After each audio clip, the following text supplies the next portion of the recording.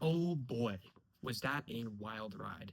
I just came back from watching the Evil Dead Burns movie and I was not disappointed.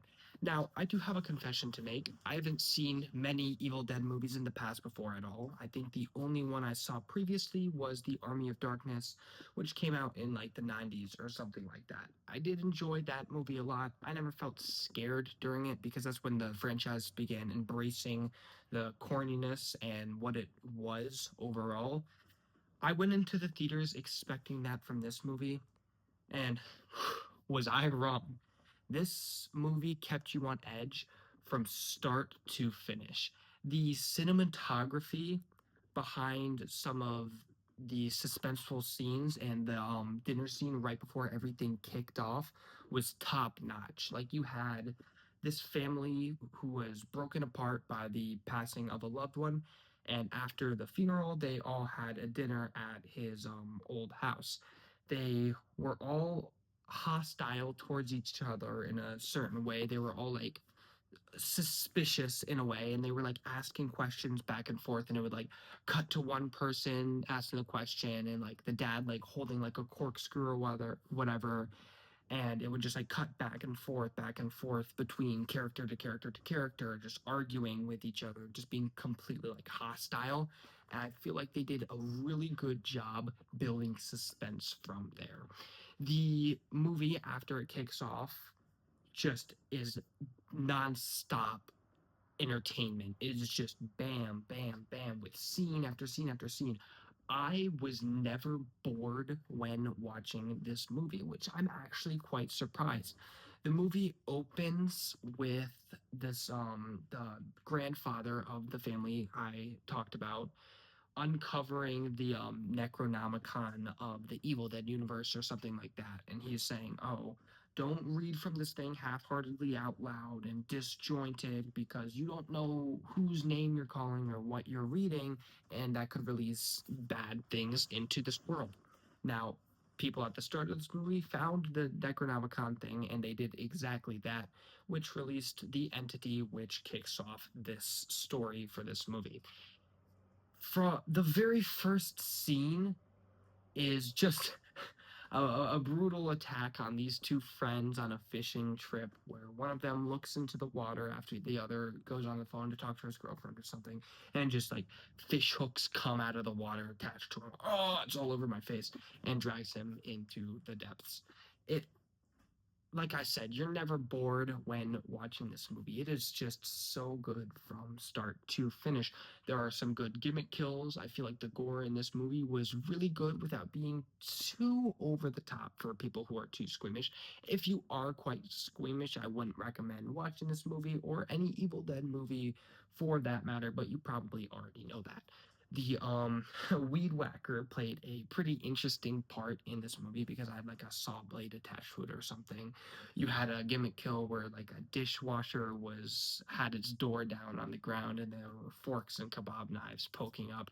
I'm sure you've seen it from the trailer, but this was just such a fun movie to watch. There were some parts I wouldn't say I was scared. I would say I was on edge when I went to go see this movie. The theater wasn't super packed because this was after opening weekend. It was like on a Tuesday. I went to go see it with a friend. The theater wasn't super interactive, but me and my friend were just sitting there, just in awe at the set of this movie. It wasn't a super contemplative piece, like a deep philosophical question, the way Obsession was, which also great movie. I can't recommend that enough. Go see that now if you haven't already. You could like leave to go to the bathroom and then come back and then still have a good understanding on what's happening. So plot wise, I think it's kind of lacking, but that's completely fine for what it was.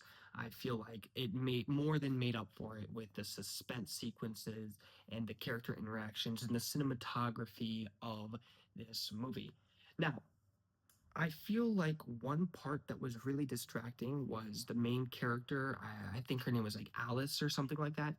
Yeah, Alice. She was supposed to be French, and so she started off with like a very vaguely French accent. But then as the movie progressed, it just sort of like fell apart until you thought you were listening to like a Russian accent or something like that. So that was a little bit distracting towards the end of the movie, but that's more like a nitpick than anything at that point. This movie just terrific. It never bored during the film.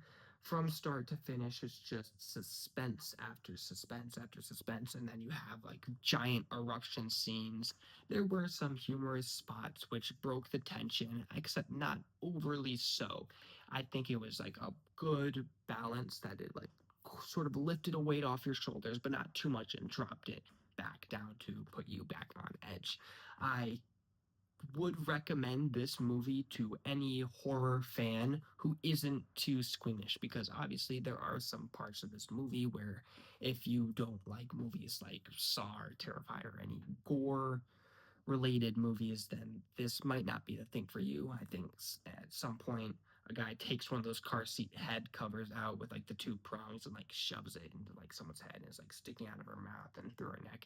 It did. I didn't find it very gross, but if you're squeamish, you definitely would. So I would stay away from this movie in that case. But other than that, I would 100% recommend this movie. I feel like the acting was good besides the accent slip, like I mentioned. The cinematography was good. The practical effects were good. The direction, the lighting was all great in this movie. And I think I would give it a 7.8 out of 10 solely for the purpose of the plot wasn't super strong in this film, but like I said, that's okay because it more than made up for it. So if you haven't already, go and watch Evil Dead Burns. And I feel like because of this movie, I'm gonna have to go and rewatch the entire franchise to see if Evil Dead Rise or Evil Dead 1 or 2 has this level of suspense and practical effects. That's really all I wanted to talk about in today's review, and I hope you guys have a bloody good day. Have a good one.